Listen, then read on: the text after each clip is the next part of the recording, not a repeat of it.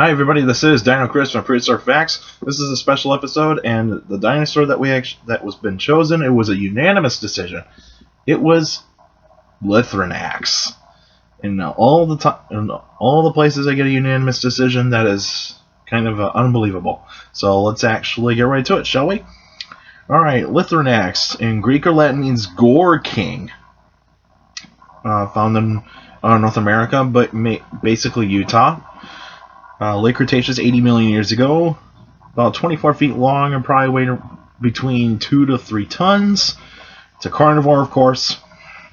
And of course, with Lythronax, it is a form of Tyrannosaur. And so this is a dinosaur that is a relative of Tyrannosaurus rex, but even though it's actually separated by at least 10 million years, or the way between 10 to 12 million years.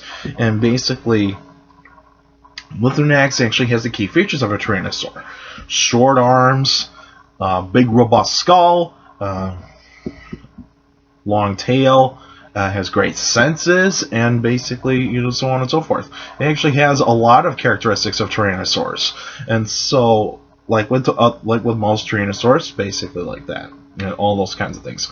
And anyway, Lythronax, since the finds of the bones that have been found are basically some skull bones, some ribs, and I believe a few toe and leg bones. I don't really know if they actually found any pieces of the tail. I know they did find some vertebrae. It wasn't like totally complete, but even though it was actually right in the realm of basically being pretty close to 70% complete, and so that was actually pretty much what was found. Now, this is only found by a single specimen, so basically Lythronax is actually going to be a little bit tougher to deal with in terms of basically its social structure, but even though it probably might have had the same social structure like with other Tyrannosaurs, so probably it actually had the same ways in terms of social behavior.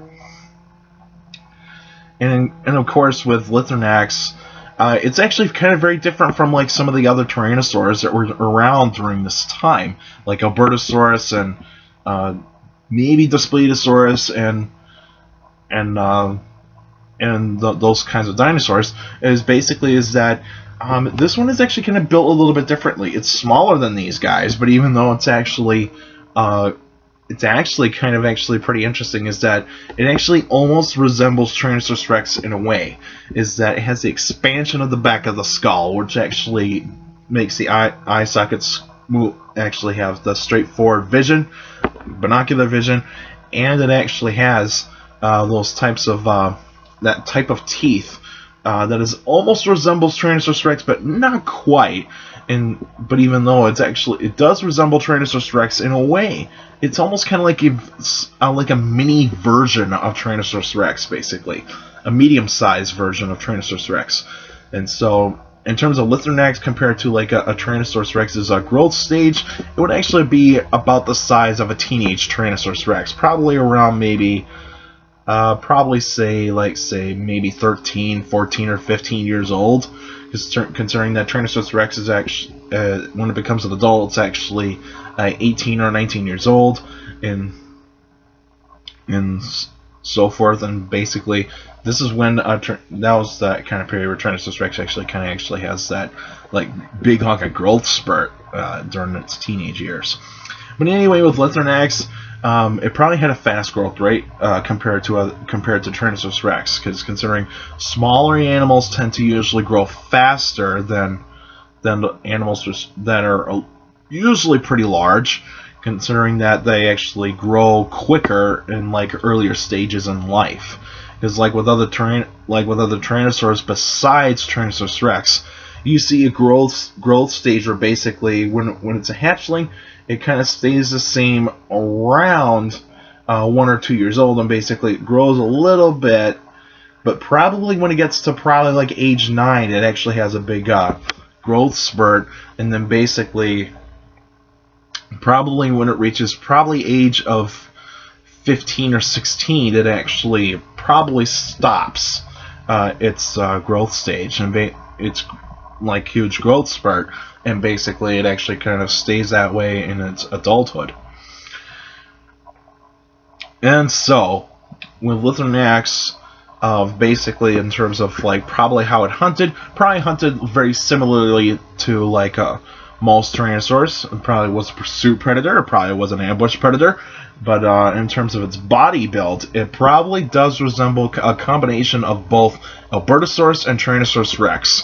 So probably it actually has the speed and the power necessary to actually take down prey that it's actually suited to tackle. Now, around this time, there's like numerous ceratopsians. Numerous ceratopsians, some hadrosaurs were around during this time as well. And so you're probably looking at a dinosaur that probably was actually a little bit built more for taking on ceratopsians a little bit. So probably it took on ceratopsians a little bit more. Probably did hunt hadrosaurs on occasion, and so on and so forth. And so basically this dinosaur would actually be able to take on prey that is actually a little bit smaller than it, but also almost around its same size. And so, but even though the hadrosaurs during the time were a little bit longer and probably a little bit bigger than Lythronax itself, and so probably what it probably did is that it probably did need a little help to actually take on prey that actually lived in large herds. So pretty much it probably did hunt in a pack, like Albertosaurus, Daspletosaurus, and Tyrannosaurus rex. And probably Gorgosaurus as well. And basically with this dinosaur, it has great vision, great sense of smell, great hearing, probably has a good sized brain for its body size, probably a little bit smarter than like Daspletosaurus or Albertosaurus during its time. And so probably what this animal was going to do is it was actually going to do a lot more strategic thinking than Albertosaurus and Daspletosaurus, a little bit more. So probably it actually probably was a little bit of a brainiac of the Tyrannosaurs in North America. But even though the Tyrannosaurs were actually considered to be the smartest large carnivorous probably one of the smartest large carnivorous dinosaurs in terms of the theropod family tree, in terms of large carnivorous dinosaurs, bigger brains than Spinosaurs, Allosaurids, Carcharodontosaurids, and Megalosaurids, Abylosaurids, and Ceratosaurs. And so pretty much it basically wasn't as smart as like the Dromaeosaurs or the Ornithomimids. So basically these were pretty much dinosaurs that were actually kind of actually reaching towards the top, but not really at the top. So basically, but even though Lythronax would be a very efficient predator, and so hunted and scavenged pretty much all the time, basically. Now, in terms of basically how it would actually be preferred in terms of hunting and scavenging, probably hunted a little bit more than scavenged, but even though they're opportunistic, every carnivorous animal today is opportunistic. They're not 100% scavenger or 100% hunter. So basically, they're actually just like right in between. Is basically opportunistic means you take what you can. And so if there is a carcass that is laying around within walking distance, predators wouldn't mind to take it, because basically they just go, hey, free meal. But even though if there's no carcasses within walking distance, and basically they go, okay, let's go hunting. And so basically they just go hunt for food, and basically find a prey that they actually are willing to actually go for.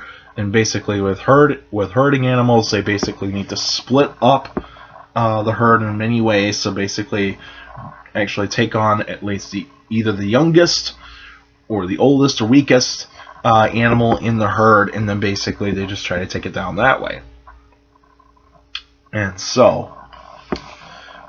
basically with Lythronax, in terms of extinction, it probably actually was outcompeted by Daspletosaurus or Albertosaurus later on, and basically it's because probably Albertosaurus and Daspletosaurus were a little bit more common. They were probably a more common Tyrannosaurs, whereas Lythronax was very rare and basically probably had a very small population. So basically they were probably not going to be very strong competitors against Albertosaurus and Daspletosaurus is because those Tyrannosaurs were actually larger, and so those dinosaurs and those types of Tyrannosaurs had more power, more speed, and so basically it was all about which Tyrannosaur has the best speed and power, and basically the best hunting strategies.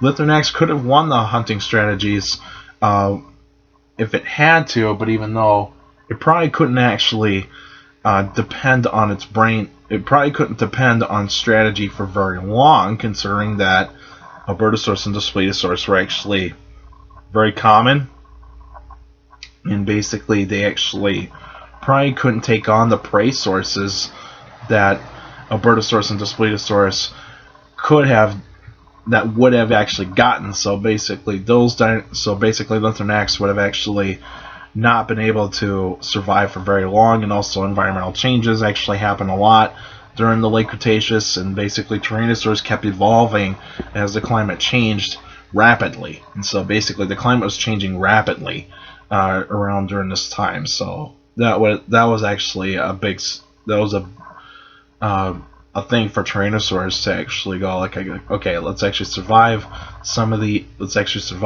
these changes, and basically we need to adapt to these changes, and that's pretty much how it actually kind of went.